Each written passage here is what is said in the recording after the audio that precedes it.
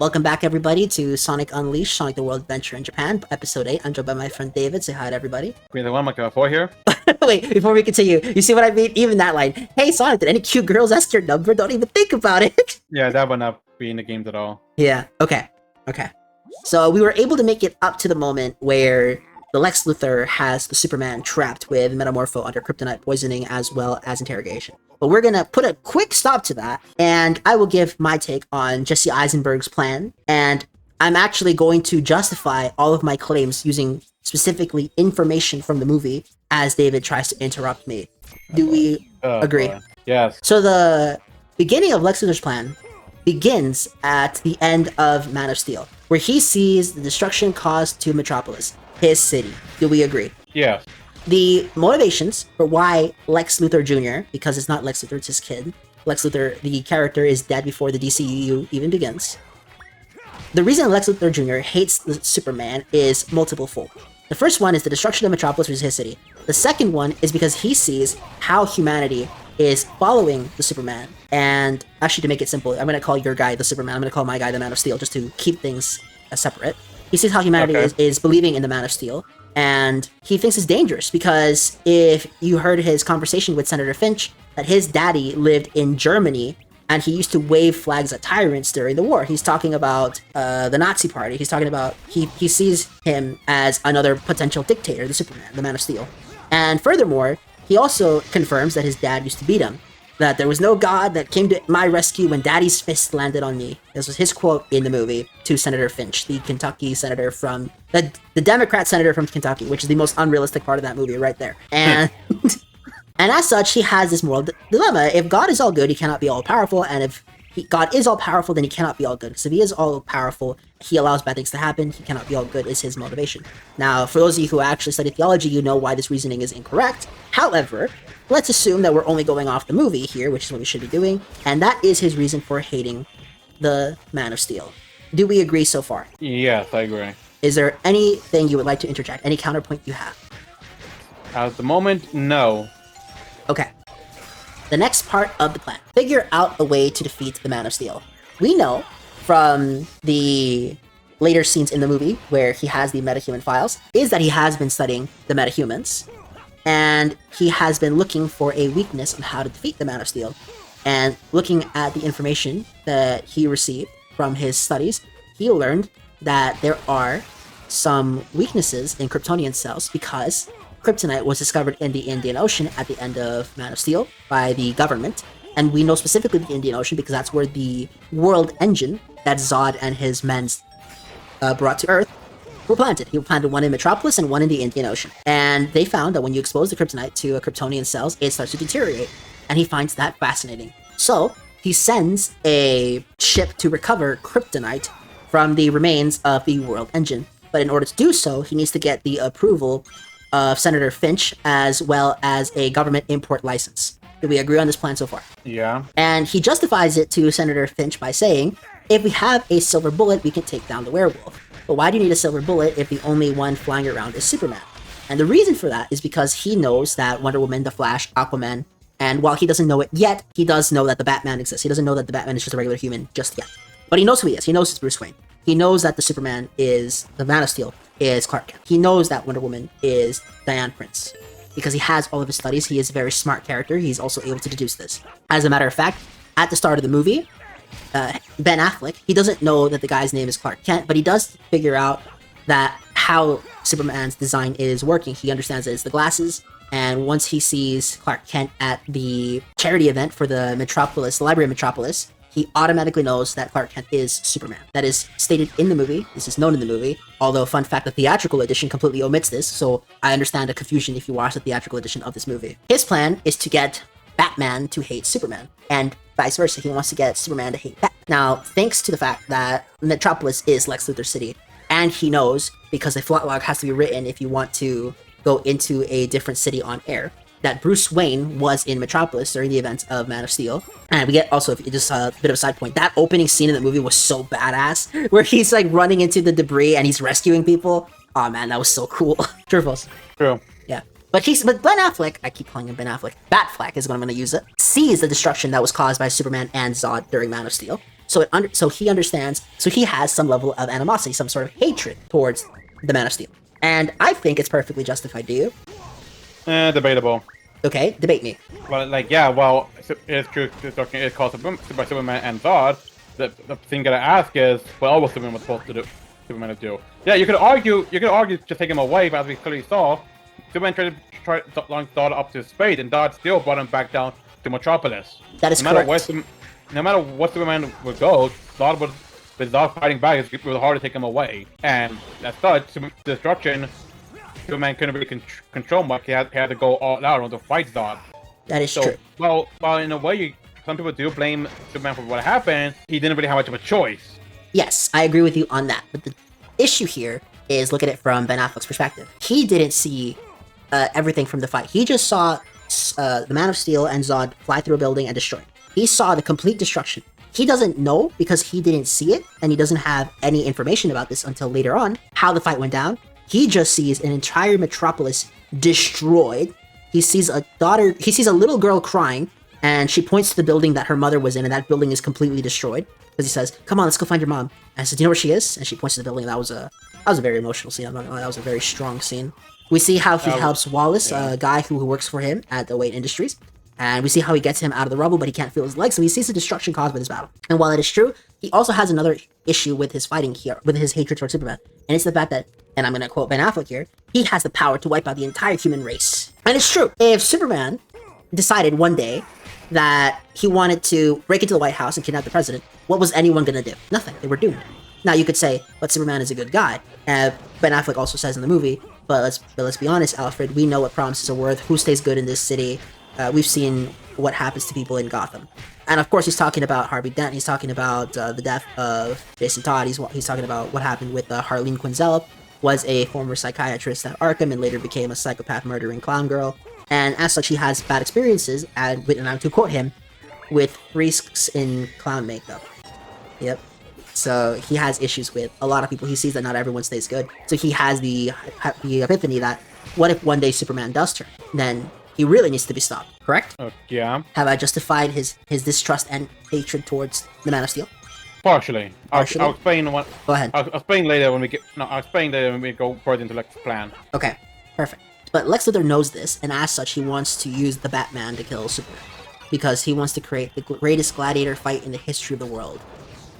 God versus man, day versus night, the son of Krypton versus the Bat of Gotham. Which, by the way, is one of the hardest lines in that movie. Let's be real. Yeah. Such a cool line. Okay. Now, the problem is that Senator Finch wants to block Lex Luthor's import license. And Lex Luthor Jr. also understands that the Batman is after his ship, the White Russian. The White Portuguese. And because of that, he sees that he's in trouble. So he needs Superman to go after Batman to distract him, because if Superman finds out what Lex is doing, then his plan is put to a short end. But he's noticed that after the death of Robin, and after the destruction of Metropolis, Batman has gone around branding criminals. He even... Alfred, thank you.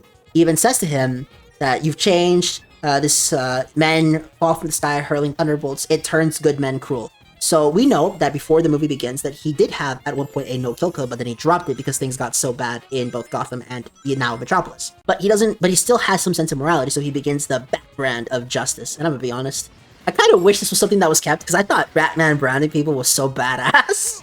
Do you agree or disagree? Honestly, yeah, I kind of agree with that. Yeah, it was so cool. Now, the thing is that the Bat brand of justice, if you read the actual news file in the movie, is... That game has slowdown? Sorry. Was to find a way to keep track of criminals that are repeat offenders. And so, in order to make Superman hate Batman, Lex realized that he could have people go into the prison to kill people with the Bat brand, which makes Batman look like an executioner to Superman, and Superman is not going to have that because he's a good guy. Superman doesn't like the Bat vigilante. He believes that civil liberties are being trampled in Gotham because of someone like him. And it works very well, to the point where Lex Luthor's able to steal the kryptonite because Superman got in the way. Otherwise, Batman would have gotten the kryptonite and Lex Luthor's plan would have been broken again. Senator Finch did block his import license, which is why he had to smuggle it in illegally through the White Portuguese. Otherwise, he would have gotten it legally. So his plan makes sense so far, correct? Yeah.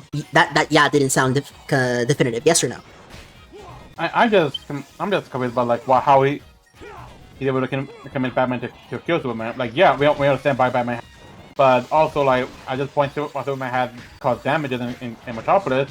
He hasn't necessarily done anything to warrant in the act of killing. Like, he hasn't crossed any lines. He has crossed the line in the minds of Lex Luthor. First of all, Metropolis is his city. He built that freaking city. As a matter of fact, it even says that the Lex Corp is the one responsible who paid for the majority of the fixings of Metropolis as well. So he has some stake in the city. He didn't just build the city. He also rebuilt the city after Man of Steel. He's mad at Superman. So that's one. Okay, he crossed the line in Lex side, but how was he able? But on Batman's side, aside from destroying, but aside from Metropolis, he hasn't done anything that would warrant that. In Batman's eyes, because by this point, this is a aged Batman. This is a Batman that has already been through the ringer. This is a Batman that has been in 20 years of fighting criminals in Gotham, as stated by Alfred. 20 years of fighting criminals. And the reason he wants Superman dead is because he understands that if Superman is alive, if at any point he turns, it's over for mankind. It's over. Now, this is actually a flaw with the character of Batman, and this is where we get to the actually really good character development of this movie, is the fact that the Batman learns that sometimes you have to take people at value because Superman is a beacon of hope. He learns hope. He learns faith from the Superman, which is really cool. So people saying that these Snyder movies have no hope are liars. There's a lot of hope in those movies. Alright. So that's why he wants Superman dead, because he's seen what promises are worth in the city. He knows Harley Quinn. The big ones are Harley Quinn, Joker, Harvey Dent, because he's already dealt with them. We even know from Justice League, which is later on in a different movie, that the Penguin also exists. Because Alfred talks about exploding penguins in Gotham. I'm thinking to myself, so Penguin in this realistic universe tried the exploding wind-up penguin trick? Really? Okay, it was funny though, I'm not gonna lie. I did like that reference, right? Right. Yes. Now, of course, this is a world where some things have already happened ahead of time, because while the opening begins with Man of Steel, we do know that this is a world that has been developed, but we don't get bombarded with it. But that's not besides.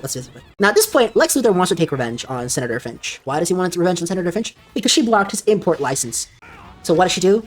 She gets the guy, Wallace, a lead-coated bomb of a wheelchair so that he can blow it up at the hearing, the hill of people, where Superman is going to be tried. At this moment, we get to the point where he's now trying to frame Superman in the eyes of people. We know that Lex Luthor knows that Lois Lane, Clark Kent, and Superman are connected. And he's found a very interesting pattern that Clark Kent and Superman are never seen together in any public appearance. But he also knows that wherever one of those reporters is, he knows that Superman is nearby. And as such, he's able to keep track of the fact that Superman will always appear whenever I keep calling her Lex Lois. I mean, Lois Lane is in danger.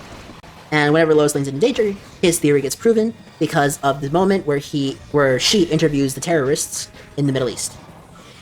And that moment, yeah, he also murders Jimmy, that is true. But to be fair, let's be honest, I understand that people hated that, but do you really think that lady killer Jimmy Olsen would work in these movies? Yes. Really? They could have on the way. But as the stories were told, do you think that he truly works in this very serious movie? No, it's too goofy. They didn't necessarily have to put in the whole lady killer thing. Just have Jimmy Olsen still have him be serious and cool with Superman. To be fair, Jimmy Olsen being CIA was cool. I liked that. Yeah, that was cool. Yeah, but I understand why they killed Jimmy Olsen, because there are just some things where you have too many characters in these movies. Because I remember you complained there was too many characters in that movie. So imagine having to balance another character, that'd be crazy. But I'll say there's too many plot lines, but too many comic stories, but continue. You'd said both. Yeah, okay. Continue, we got 5 minutes left. God damn. So, he blows up the hill of people where he knows the Superman will be, which will get people to blame him. This also now finally solidifies the line that he has crossed to Ben Affleck. Because by this point, Ben Affleck doesn't know. He's not at the hearing of the people. He only sees a building blow up that Superman walked into, and that everybody except a few people, very few people, are dead. So, hold on. This is what I'm going to interrupt here. Go ahead. The plan was to blow up the courtroom, the hearing, and blame it all on Superman. Like, well, were they think Superman was the one who blew it up? Yes, they did say that. Then, okay, hold on. Okay, clearly didn't rewatch it. I don't remember that at all. If that was the case, why did he stay behind the hell? Why did he people thought he was guilty? Well, because the people at the courtroom didn't think he was guilty. The people who thought he was guilty was the media. The people at the courtroom have no idea what happened. Well, yeah, because they're dead. Yeah, well, yeah, they're dead. But even the people outside don't know what truly happened. The media is framing that. Yeah, because the media will say anything to tell a story. They'll say anything for ratings. Okay, so the media is one thing, but Batman taking the word of the media? I mean, he has done it before in different comics, so let's just assume that this is a case of he's adapting that aspect. Because Batman does trust the media to some extent. in this case, I think this is the weakest example of that. Like, I don't even if the media said that Superman is responsible and blew up the court in like a rage or something. I feel like for the supposed role great detective, that's a stretch. True, but if you remember the scene, Batman is just watching TV. He sees the guy that he rescued from the rubble, Wallace, with a wheelchair. He's just completely like, he is not a hero. That whole speech that he gives, and then he's watching the TV as it happened because they're doing a live broadcast. What he sees is Superman walk into that building, and then minutes later it all blows up. Batman doesn't know about the bomb. So, from his perspective, what else could it be besides Superman going out in a bit of rage? Okay, Furthermore, the news doesn't ever cover him saving people. We only see that from the perspective of Superman and Lois Lane. Okay, but here's my thing. You know my case earlier about this Superman and how and whether he has Superman or not. Now, what about this one? I know the bomb was covered in lead, so of course he won't be able to see it. But when the bomb wouldn't there be able to hear something from the bomb? Bombs don't have tickers anymore. They got rid of that after the Cold War. Oh, right, of course. But I remember that scene in Venture Brothers. Yeah, they got rid of that after the Cold War. Bombs don't have tickers anymore. So I guess it's completely silent. There was no way for Superman to detect the bomb. No, he can't see through lead. Furthermore, he even admits to Lois Lane that he wasn't looking for a bomb because he went in there with complete honest intentions to go give a speech at the Hill of the People. Okay, I'll give that.